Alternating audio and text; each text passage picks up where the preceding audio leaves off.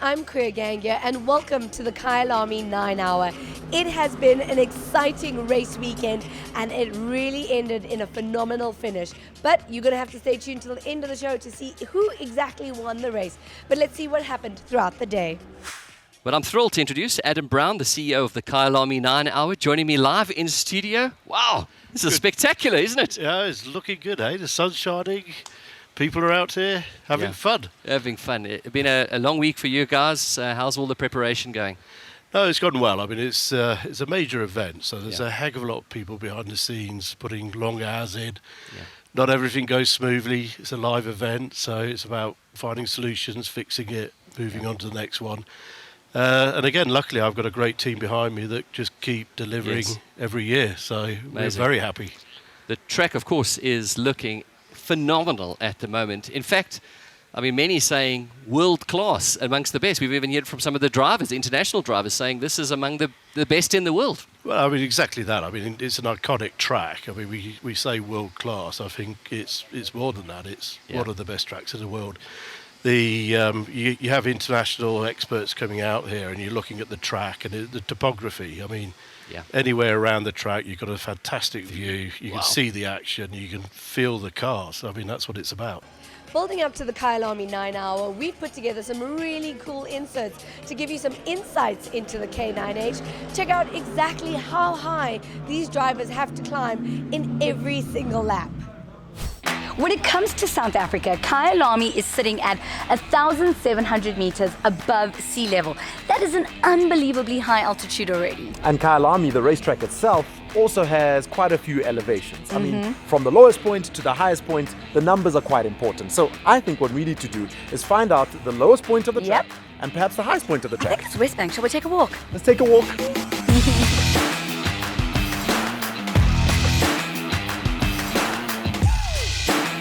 So now we are 20 meters below the start-finish line, which is exactly where the S's are. Yeah, it's the lowest point on the track. And we got to walk up to the highest point, West Bank. You ready to walk this? Oh, it's going to be a tough walk. Let's do this.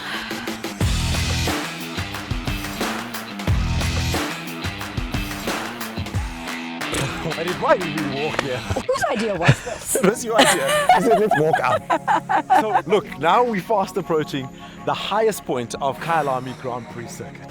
This is about 63 meters above the start-finish line, all right? So we're talking seriously high altitude, plus we're 1,700 meters above sea level. So that's got to have an impact on cars. Yeah, it can be very challenging for the naturally aspirated cars because when you go higher, you obviously don't have enough power. But then when the turbo-powered cars have it a little more easier. So they have the slight upper edge going up the hill specifically. So now, if you're still confused, if these 63 meters don't make sense to you, take a look at this.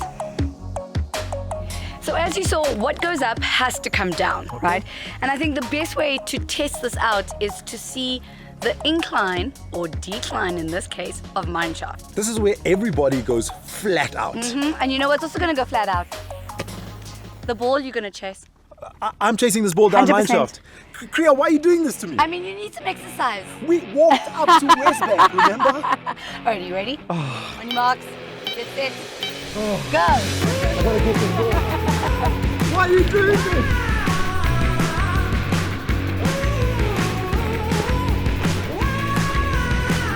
Got it. Well, as Jacob gets some more exercise coming back up the hill, I hope this gives you a little bit of insight into the elevation that the cars go through in every single lap.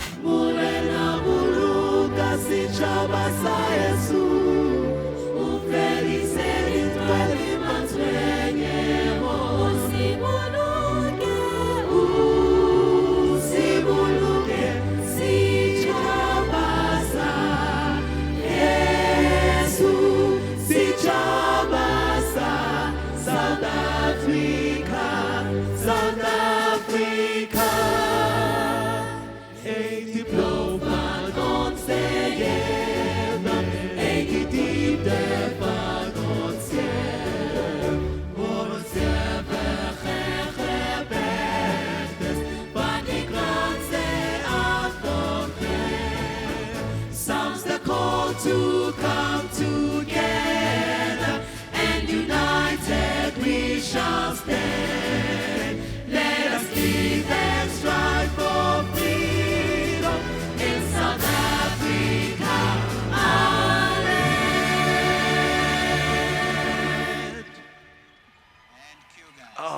Gets me every time, Dan. Gets me every time. And that means, folks, that we are almost there. 20 minutes out by the looks of things before we kick off this, the Kyalami 9 hour. And of course, once again, let's emphasize this is the Intercontinental GT Challenge powered by Pirelli.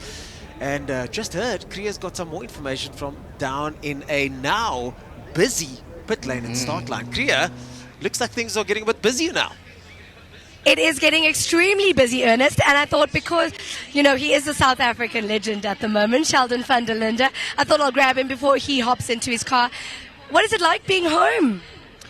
I mean, it's fantastic to see all the home crowd here. Just hearing the national anthem and everything gives me goosebumps to be back here again. It's been 2 years off for me since I was last year. So, yeah, very proud moment for me. First time I'm taking the start here as well. So obviously a lot of hype around the event and stuff. And it's good to see so many people out here today. After winning your championship last year, coming here, it's really nice to be on home soil. Yeah, absolutely. I was here for the M Festival last year, and I think the crowd kind of beats that already. That's really good to see. Yeah, it's going to be a hot day as well. I went actually out to the grid, super hot. So yeah, kind of looking for the conditioning and stuff in the car and hydrating as much as possible, but we'll see how it goes. But it's a long race as well, so we need to keep that in mind. And but obviously I would like to lead at my home crowd. And we'd love you to lead as well. Well, Sheldon, I'm not going to keep you any longer. I know you need to get into your car. Thank you so much. Cheers, guys. Thanks. That's Sheldon van der Linde, a local driver, and we're super excited to see him back at Kyalami.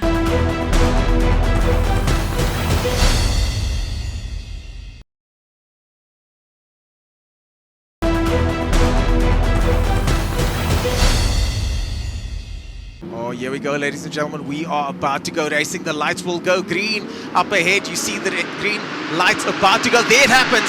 And Sheldon van der Linde falls back a little bit. The 999 car does get a very big lead at this stage. He's going to go into the corner first. The other BMW coming alongside van der Linde now. Will Farfus take the inside? It looks like he will. The Attempto Audi side by side as well. So they've slotted into position, but the BMWs are fighting it out, and they probably shouldn't be, as van der Linde takes the outside and has to slot back into third. Yes, he does. And the 999 car takes the lead. Dan, things are working as planned for the 999 car. Great start from Marango, exactly what they wanted. Their hard work to put that car on pole position was to stay ahead of these BMWs. First job accomplished, they are, but the BMW switch places, not the start that Sheldon van der Linde wanted, but he's okay. 9 hours running in third position so far. Yeah, the Attento racing cars just slotting behind that. There's the Grove Porsche. Further back we see Sun Moodley, and that is Kwana Makwena. They're behind the wheel of that number 80 Marius Jackson car. Behind him we see yet another one of the GT3 Mercedes-Benz over there, and that is the SPS Performance Respark car. He's going to want to get a little bit further up ahead by the looks of things, as Engel leads us off. And van der Linde, you see on the screen there, van der Linde in third position, Augusta Farfus in second place through the ducks. But I also can't help but think that that could be a tactic just to apply some pressure, unless the two of them are in communication with one another and the teams are in communication with one another. I'd love to find out from Kriya Gang here in the pit lane if that could be. Oh, it's the bump, that's Farfus, and now comes van der Linde. Has he been let through? Up the perhaps? inside here at Leerkop is Sheldon van der Linde. That mistake from Farfus allowed the door open. Sheldon said thank you very much, and he's going to go down the mine shaft in second position instead of third. I wonder if that was a team tactic, if that was deliberate, because Farfus did seem to come across quite aggressively there all of a sudden. But let's not take anything away from van der Linde. He gets second place and now starts the chase to figure out if he can get close to Engel. The nail-biting moments in WRT's pit lane over there. Yeah, nothing worse than two teammates in the same team going head-to-head. That's enough to chew your nails, isn't it? But I think Sheldon's got the pace, hasn't he? Because he's been relentless. Let's see whether he can close the gap. That top speed of that BMW is 8 kilometers an hour faster down this straight. Yeah, I really felt concerned for a long time for that 999 car, being built basically from scratch this week. Engine only turned up on Sunday, and it went in very late. Look, here we have Sheldon van der Linde. He's looking around the outside of Sunset.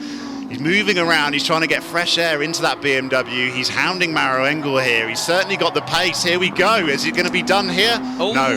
Almost. The S's is not the spot you want to overtake on, but will it be though? He has a look down the inside of the S's. It's going to be close. Down they go. They just go through side by side. Engel gives way. So does Van der Linde. And now the moment comes up the hill towards the tree, as they say. It's the top of Leeuwkop. Could it happen? Could he make it around the outside? He's trying it around the outside, Dan. It's going to be close. Engel pushes him slightly wide. And now look at the sister BMW having a look down the inside. Down the mine shot they go. Yes, a long way around the outside of Leeuwkop. I don't think it was ever happening. Farfus is going to drop back behind Sheldon van der Linde. This is an awesome start to this race. But, I mean, look how close he is, Sheldon. Surely the passing opportunity is turned to Crowthorne. They go through the crocodiles here. Flick right in Cheetah. He just wants to be tucked in tight in Ingwe. And then he's got a long drag down that straight with that immense. We've got Engel, Van der Linde, Farfus, Trudy and Winkelhock all within striking distance of each other. Van der Linde has another look, but this time has to go down the outside. Engel goes defensive. This is what we've come to see, ladies and gentlemen. Engel runs wide, and this gives Van der Linde the advantage for the following corner. The left-hand is coming up. Will Van der Linde get it? It's going to be close. He goes across the field. Van der Linde takes the lead, ladies and gentlemen. And we have a South African leading the Kyalami 9 hour. What a start. 15 minutes of this race. Sheldon van der Linde didn't go for him well at the start, dropped back to third, but put the pressure on. That pass went on for a good sector as well, didn't it? He knew how important it was to get behind, but he didn't have to do it on the straight. He did it the hard way through barbecue. That was a tactical master class right there, Dan. I think he set that overtake up way earlier, making sure that the Mercedes-Benz went defensive. And of course, Van der Linde, being the youngest ever Polo Cup champion in South Africa, he's got plenty experience here at this very circuit. So this was played way before the overtake took place. And now the Farfus car not just getting pressure, but able to apply pressure to Engel as well. We thought Engel might run away with it in the beginning, but that certainly is not the case. The 2023 Kyalami Super Cup was a 1-hour race that formed part of the Kyalami 9 hour. It was to encourage South African drivers to take part in the race. And this title was won by Mikhail Patamba. And to present the first place trophy, the chairman of the Kyalami 9 hour, Fernando Rueda.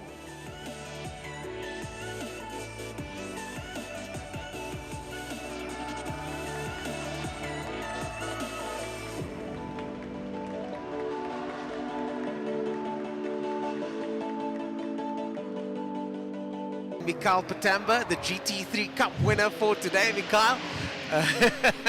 The distinct smell of champagne in the air. Yeah, very much so. I mean, let's have a look at your trophy, Mikhail. Oh, brilliant, superb. How was it for you? It was an eventful 1 hour, especially towards the end of your stint. Yeah, it was quite an eventful 1 hour, if you want to call it that. It was super hot. We didn't have any setup on the car. It was a lot of things that came together. Only getting the car on Sunday evening. Yeah, it's crazy. It's crazy. But you had great pace. In fact, you were one of the fastest South Africans. I mean, Oranji behind you dropped back in the end, and you had a battle right to the line. Yeah, we managed to find some pace on the old tires compared to the new tires. So when the 9-hour competitors came up behind me, I decided to just let them through. And just leave them to do their own race. You were having an epic battle there with Kwanda Mokoena. You guys know each other. You go way back in the various series that you guys have raced against each other. But what was that like? You guys were competitive. We were looking forward to a battle, but then I realized, nope, these aren't in the same class. You had to hold it back and secure the win in GT3 Cup. Yeah, of course, the goal was for us to bring the car back in one piece, considering we only got the car on Sunday. But yeah, as soon as Kwanda came up close enough for me to pass me safely, I let him through. Yeah. There was no need to fight him. So, Mikhail, we're sitting here watching these guys go around. We've got to keep the people out there also updated as to what's happening there. But you've got a unique experience out there on the circuit. Give me 3 things that these drivers are experiencing right now. One would definitely be the heat. It's extremely hot out there. It doesn't look like it, but inside the car it's extremely hot. Another thing would be the burning of fuel, having the car getting lighter, the new tires kicking in on time. That would probably be the second thing. And the third thing would probably obviously be the competition. Everybody has the adrenaline pumping through them. Everybody wants to beat whoever's behind them. that would probably be my three main things. We heard from Kenny Ball that he actually had a thermometer in for his qualifying yesterday, and it was, what did he say, 56 to 46 degrees, I think, inside the cabin. And even the factory drivers, none of them are doing double stints. They're all coming in. I mean, was that something that really, did it take away your concentration? Were you thinking, oh, I'm really hot here? Yeah, I guess in the beginning of the stint it really had an effect on me, especially trying to get the tires warm because it was either too warm or it was too cold. So that was a big part. But towards the end of the stint it got a little bit better. Well, Mikhail Patamba, you are the winner of our GT3 Cup. Standing here with the MEC of Sports, Arts, Culture and Recreation, Murakani, thank you so much for chatting to me. It's so important that the city of Joburg and Gauteng is involved in an event like this. Yeah, it is important indeed. I don't know if you have noticed that this year we brought 3 schools of specialization to the event just to expose them to the environment that they'll be working in as soon as they graduate. And they've shown interest. They're supposed to have gone home now, but they're refusing. So we allow them an extra hour. But that is important to us because it means they're actually in a field that they enjoy. On the other hand, as a department, we have been sponsoring this for, I think, the past 2 or 3 years. Our intention now, we have had a conversation with the owners and the managers of the event, that we are going to embark on 3 different programs with them and would like them to run over another 5 years, additional 5 years, so that we give those children exposure, but also that we bring up the tourism side of it. The economy in the country is down, so we believe as a province that bringing such events to the province will boost, well, our province as a start, but it's going to contribute to the entire country. And obviously, you know, the importance of it is that you're bringing a whole new generation into the sport. You're right, a whole new generation. I was looking also at not only the participants, I was also looking at people who have come here to just watch. There is interest. So that in itself, I'm just imagining that, you know, they might be asking different questions. Where is the business side of it? What is it that I can do to get involved? You know, not necessarily in driving the cars, but there's a lot. The value chain is huge. It's huge, so we want people to get involved in that as a province. And there's 3 departments involved. It's economic development, it's DID in terms of infrastructure, and it's ourselves as sports, arts, culture and recreation. Well, thank you very much for your time. I really do appreciate it. You're welcome.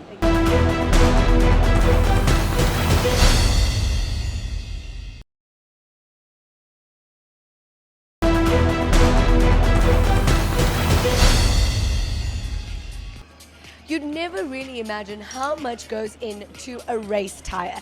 These are Pirellis and they're the sponsors of this particular race. So, how much do they cost? How many sets are here? We've got all the information for you. Plus, I try to put a tire onto a wheel.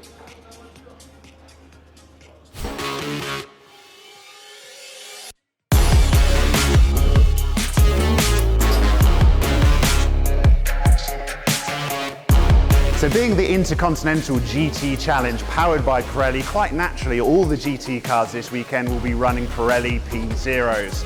Here is 1,200 of their finest rubber behind me, and 12 sets will go to each team. The only thing left is to fit them onto the rims. Korea is going to show us exactly how that's done.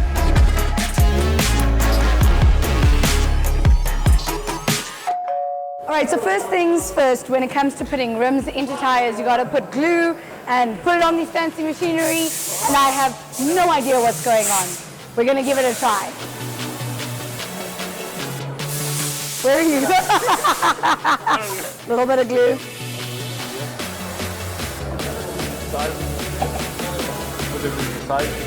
Okay.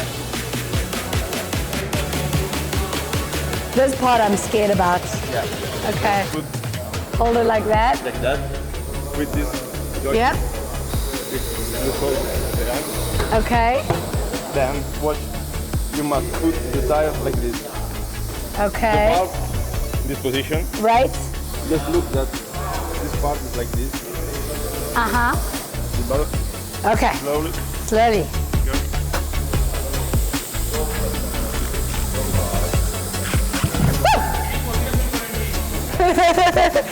We still got to get into these tires and we've got to get them balanced. So obviously these tyres are a little bit different from your average going road car. For starters, there's no tread. Also, they're incredibly expensive. Just 4 of these tyres is 45,000 Rand. Each team here at the Kyalami 9-hour will get through R500,000 worth of rubber over the course of the week. Quite a special tyre. If we look at the differences between the front runners, you've got a gap of 1.5 seconds to second place between the two BMWs, but that is a managed gap. And then further back, you've got a gap of 5 seconds to Marcello, the yellow car on your screen at the moment. But the gap behind him now down to less than a second, almost each to Niederhauser and then to Acker in the 99 car. So Marcello, unfortunately not able to extend the lead, but Dan, some interesting takeaways there from Wirtz in the fact that the BMW's tires are better in the first half than the others, and the others are better in the second half. So many variables to take in, and I'm sure there's a lot that the teams aren't sharing either, because they've got to calculate all of these strategy changes. That was one of the points Mikael Patamba said, wasn't it? How much surprised him that during a stint of one race, how much the car changes.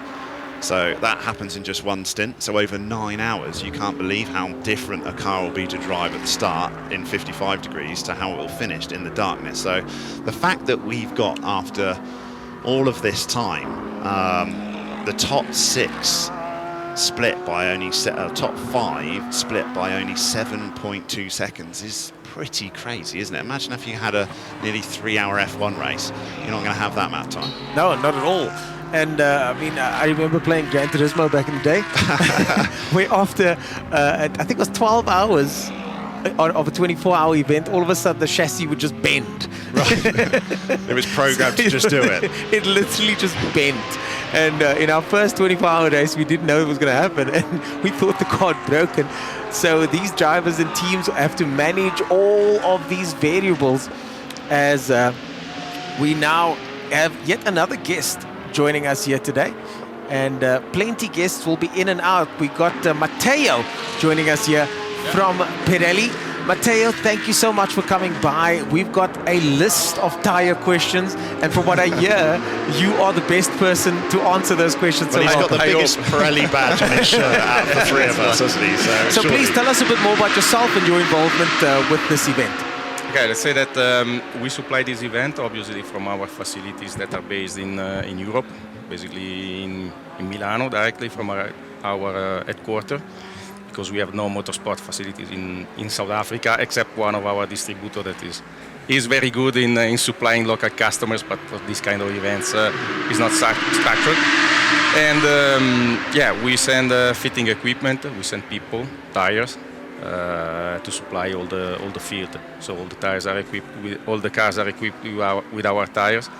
We follow the regulation. We supply to them the number of the sets in the time that are imposed by regulation. So and you guys have been really busy, because I was here Monday and you were the first ones here unloading a couple of containers of tires, and you've basically been parked at the pit entrance down there, and they haven't stopped. Fitting, stripping.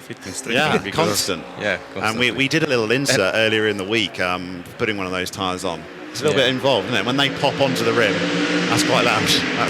That's very loud, especially if you are inside. Then it's... The Kyalami 9-hour is absolutely loved by fans. The prospect of bringing your bra, your cooler box and your camping chair and coming sitting trackside and enjoying the day is absolutely amazing. Today I got to catch up with some amazing celebrities and fans.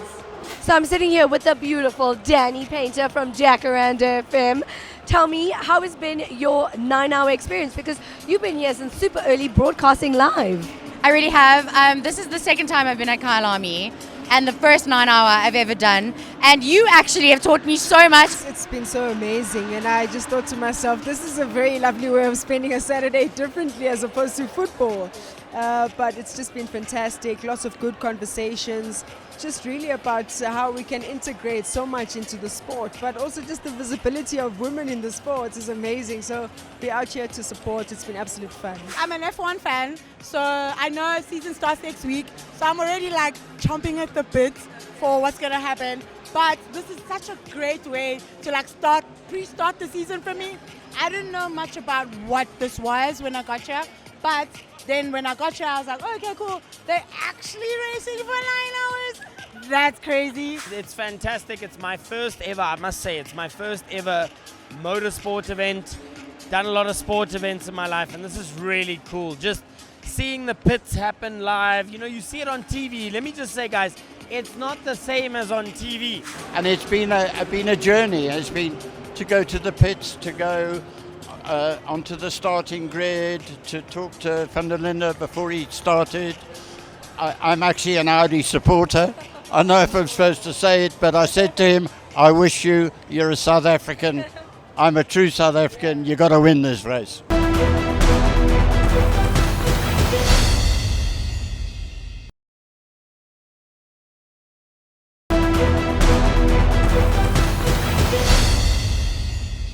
Stephen Grove is about to join us here from Grove Racing, and not just a proud driver here today, but also a proud dad. Steve, congratulations. I saw that overtake.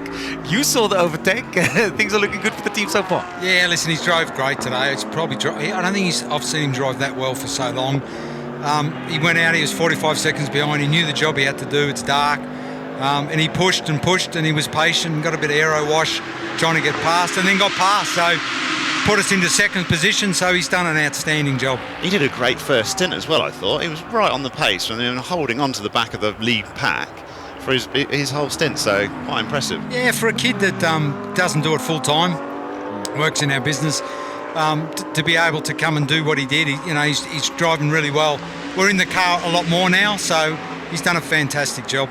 And a good send-off possibly for this 991.2 before you get rid of it and get some new machinery for Spa 24. Yeah, this is the last race for that car, so that'll go back to Australia and we take possession of the new one. We'll do a couple of days test in May for Spa, or at Spa, and then we'll probably go back and do a race just before Spa. It was a weekend before, and then we'll do Spa, so Spa's pretty big on the list for us. I spoke to you earlier this morning, first time in Africa. You've enjoyed your time here. You said you'd be back. Is that a promise? Yeah, it will. I mean, to come back here and do more racing. This is one of the best circuits in the world, and I've been lucky. I did Super Cup in 2019, so we followed Formula One, and we went to a lot of tracks. We went to Monaco. I've been very lucky where I've been, and I rate this in the top 3 tracks that I've been to. It is sensational track for a GT car.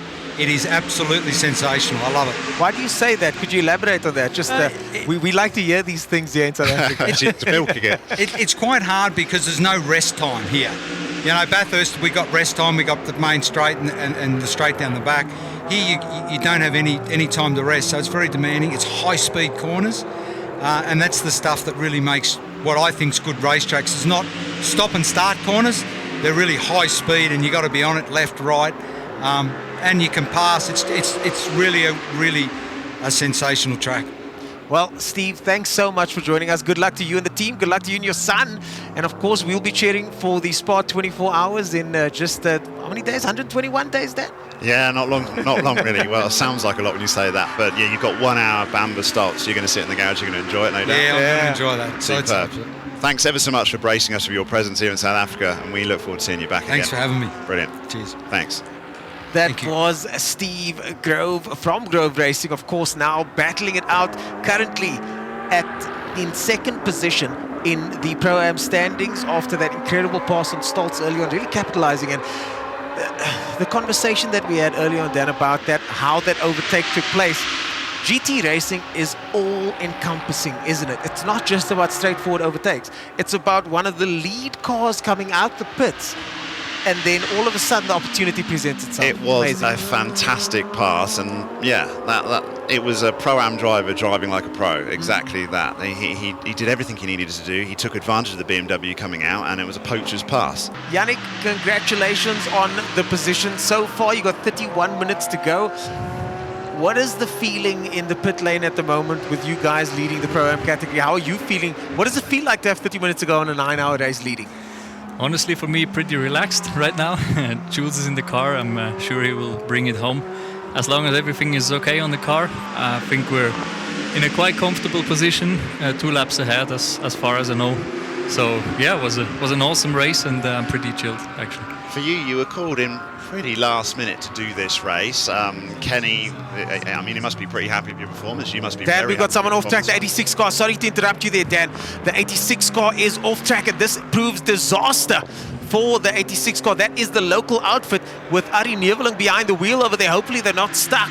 And just as we spoke, Yannick, we spoke about nothing going wrong. Obviously, this has got nothing to do with you guys, but this is the kind of stuff that can go wrong at the end of a race, isn't it? Totally. So I wouldn't say I'm chilled that everything is fine already, but normally when you're out, when you did your stint, at least you have your job done. And you know, if you have teammates like Kenny and Jules, they're IGTC leaders for a reason. So. Excuse me, guys, we've got a full course yellow at the moment. We've got full course yellow, so this bunches everybody up at the moment. I'm not quite sure if it's going to change anything, but it's certainly going to make the ending and finish of this race quite interesting. What does this mean for the 86 car now that's got to get towed out the boonies? Yeah, like it's that, clearly not been able to get out of the gravel on its own power, hasn't it? So it's going to be towed out. So they'll have a full course yellow to get rid of that car. And that's going to close all these gaps. I'm thinking Bamba and Stoltz. That's going to be interesting. The Bamba and Stoltz. Yannick, from your perspective, full course yellow, this changes everything, doesn't it? Oh, that's great. We've got 20 minutes left of this race, and it looks like we might have a grandstand finish with a safety car, so I'm sure you're going to want to go back to your garage and watch it with your team and see whether Jules Gounon can bring back that Pro-Am victory. Thanks for coming to South Africa. Thanks for having me. Yeah, you're welcome back anytime. I will definitely come back. Brilliant, thanks. Cheers, guys. Yannick Cheers. Mettler, a winner in so many ways and looking to have yet another victory today in the Pro-Am category. Gounon behind the wheel. He seems really confident in his team's abilities. If I gave Gounon the keys, I would be pretty confident. I'd probably go to sleep knowing that it was safe.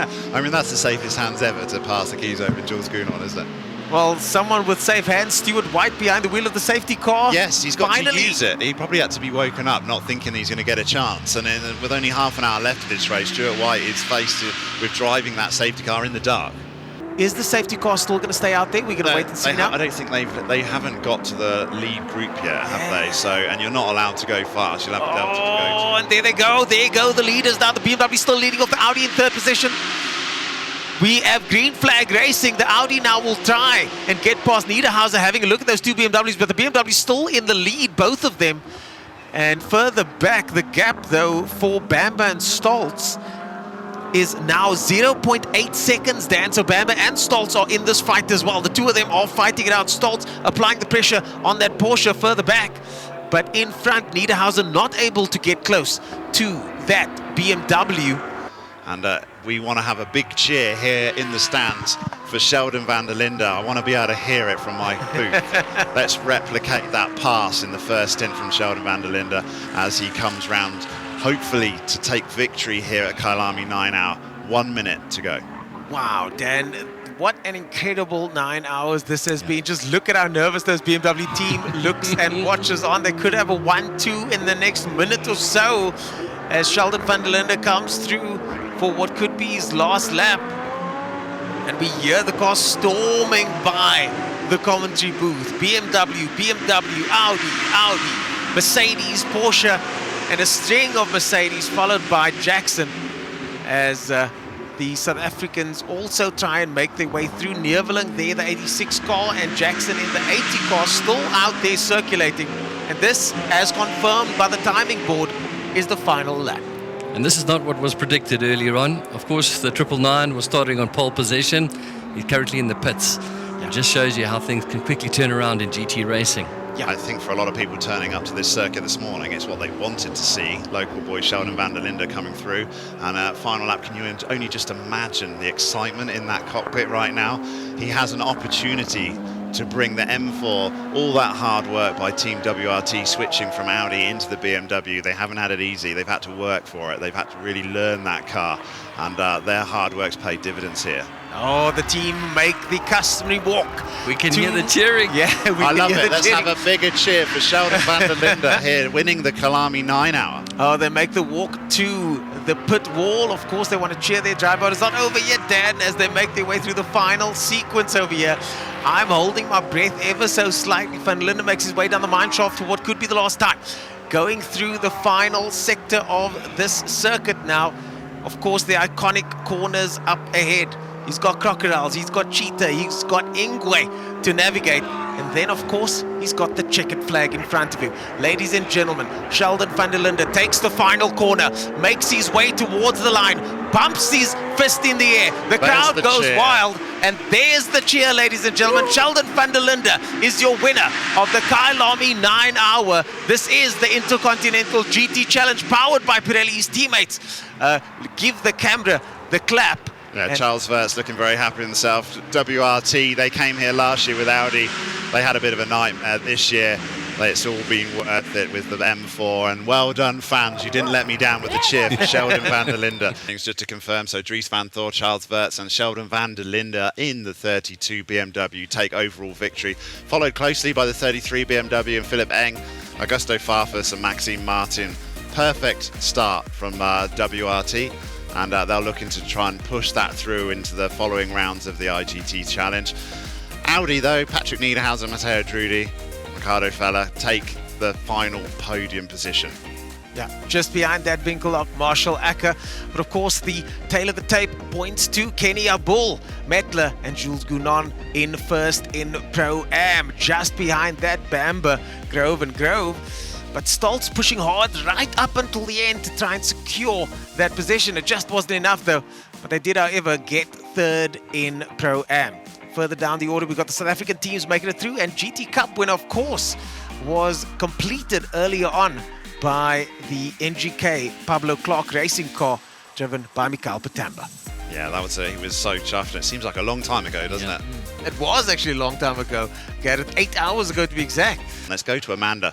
They're getting a win here at Kyalami, and you look back at the 9 hours that were at hand. The BMW took lead pretty quickly. What kept you there? Yeah, you know, just a great race car for us. We really have been focusing on the race for this race, and yeah, it looks like it's really worked out. The car's been working amazingly the whole race. Also for the sister car, I mean, what a great 1-2 for WRT and for BMW. It's my first Kyalami win. I've been coming here 3 times now, so yeah, great fun, and you know, maybe have a decent party tonight. I guarantee that's going to be the case, and we're going to continue on to the celebration. I see Charles Wirtz over here giving everybody a hug. And Charles, I want to go back to the beginning of this race with you and talk about the win at hand. To get this win for WRT right here at Kyalami, how significant is this moment for you? Well, actually, my first race here was in 2020, and we just lost by almost nothing against the BMW, and we eventually finished second. So it's quite nice to get I would say, kind of a revenge on a BMW car. So obviously, I'm pretty happy to win here for my first win with BMW, and yeah, for this Intercontinental race. A win at the home track in front of your family. How much sweeter are these? Oh, these are just amazing, honestly. Yeah, it's amazing to win at home again for the second time. I think we've been on the podium every time I've come to Kyalami already, so it's a good hit rate for sure. Makes me really happy to see the WRT guys again winning in their third race with the car or 2 races out of 3, you know. So congrats to them as well. It's an amazing feat, and very proud to be driving for this team. Sheldon, you were able to go around your teammate and then track down that Mercedes. It did end up having issues, but you guys led from there. Would you say that you had the better performing BMW here tonight? Yeah, definitely. I mean, we had the edge the whole weekend. I feel we were comfortable the whole weekend, to be honest. So, yeah, very happy to obviously bring this one home finally. But now we party. Congratulations. And now we go to Gounon and Hubble in the pits. At the end of this race, you're like, no, there's 2 hours left to go. Well, it is official now. At this point in the season, where's left to go as we go forward to Spa? Yeah, as I said, thanks to Kenny, I was not supposed to be here, so my points are due to him twice, and I think he's also in the lead in Pro with me. So actually, you want to drive Spa with me or what? So no, it's amazing. Yannick and Kenny did a fantastic job. Kenny was clearly the quickest Sam today, and the car was good. So thanks to Marcus, Daniel, all SPS and Mercedes, and fantastic race. Yannick, I want to talk about your performance today too, because you had a heck of a stint out there as well, and you hear Jules compliment your work here today. Talk about the energy within this team and being the 3rd man on Sun Energy 1. yeah, I'm the new guy, right? And the one who had to prove himself. So I'm really happy it went so well. I mean, everybody of us, whether in quali or in the race or in the practices, they were always really on it. And I had a steep learning curve, of course, in the beginning, but managed to get it all together until quali. And in the race, it went even better. So super happy about that. Very thankful to Kenny and the whole Sun Energy One SPS team. Well, Kenny Habul winter interview never disappoints. What happens for the next 12 hours? I know what you're going to ask me, what I'm going to do around the track tonight, but I get in trouble for saying stuff, so I'm just going to say we're going to party quietly and celebrate quietly. Thank you. Congratulations, guys.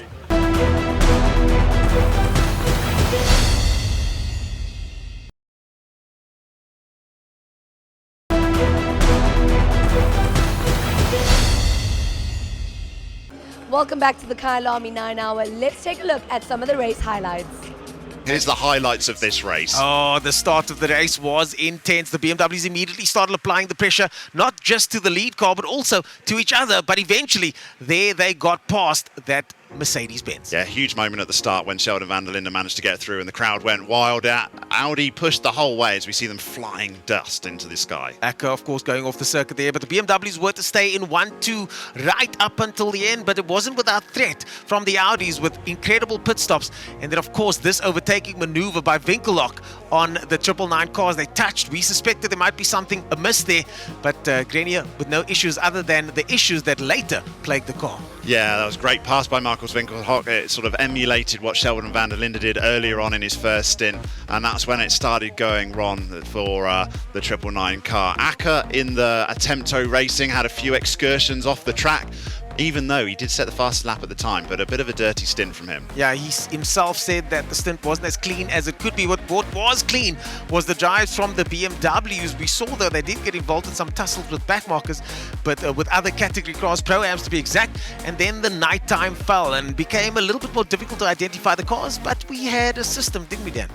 We did. We worked it out the night before, and it was all BMW as the 999 car fell away with its issues and had to eventually be retired from the race. This was the overtake of the night, though. Thanks to a BMW exiting the pit lane, the Grove car was managing to finally get past the Mercedes-Benz, take second in the Pro-Am category. I think that pass was inevitable, but a pretty cool move nonetheless. Yeah, he took the opportunity, and it was highly contested, that Pro-Am category. The Sun Energy one. This was what made it interesting at the end, with the local 86 car spinning off and needing recovery and bringing on the safety car. Viet's watching on as the cars fight it out in the final closing stages, but it was BMW with Sheldon van der Linde behind the wheel to take that first place. Kenny Habul and his team taking Pro-Am victory. There is Augusta Farfus, second place in the Pro category. A fantastic performance by all drivers. They've all managed to complete it, most of them managed to complete the 9 hours of Kyalami. To hand out the trophies, please welcome onto stage MEC of Sports, Art, Culture and Recreation of the Gauteng Province, Marakane Masuper.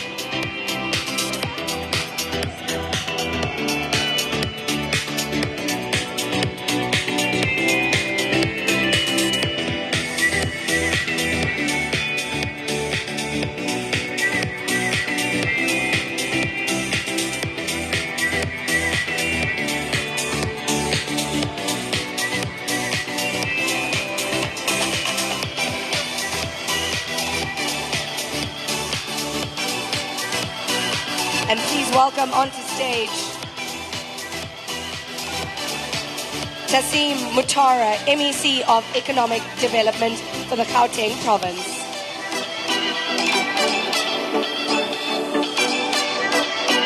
And please welcome onto stage Abby Hay, Series Manager of the Intercontinental GT Challenge, powered by Pirelli.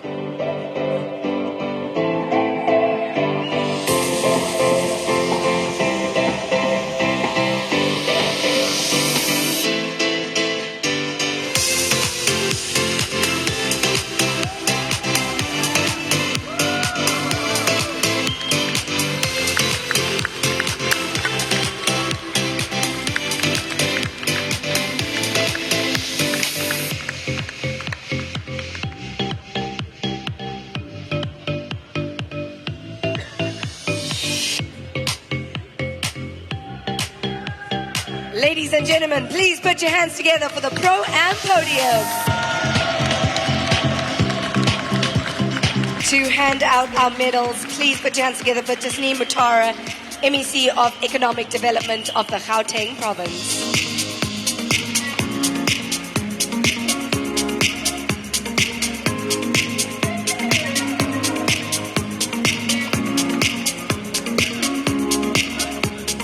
To hand out the second place trophies is Murakane Musapir, the MEC of Sports, Arts, Culture and Recreation of the Gauteng Province.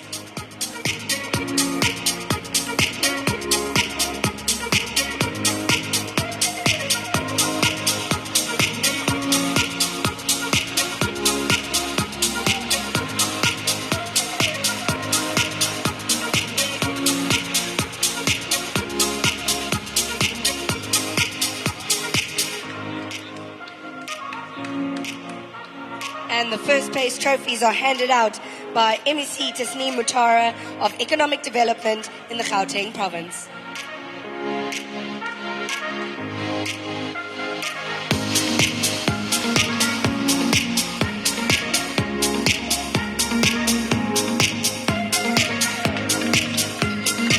And presenting the medals is Abby Hay, Series Manager of the Intercontinental GT Challenge, powered by Pirelli.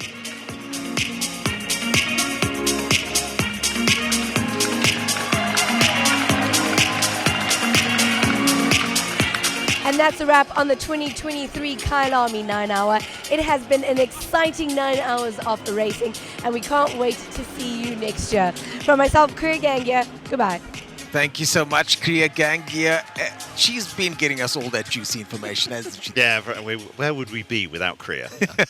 Well, Dan, closing thoughts from you. Before we get to you, Dan, Gareth, there's so many BMWs that were here today. This is good for BMW, and this is definitely good for them to, as we say so many times in the broadcast, race on Sunday, or in this case Saturday, sell on Monday. Yeah, and I think a big moment for South African motorsport as well, because we've had sort of from young people all the way through to some of the professionals and the South African on the podium. I think it's a breakthrough moment for motorsport South Africa, actually.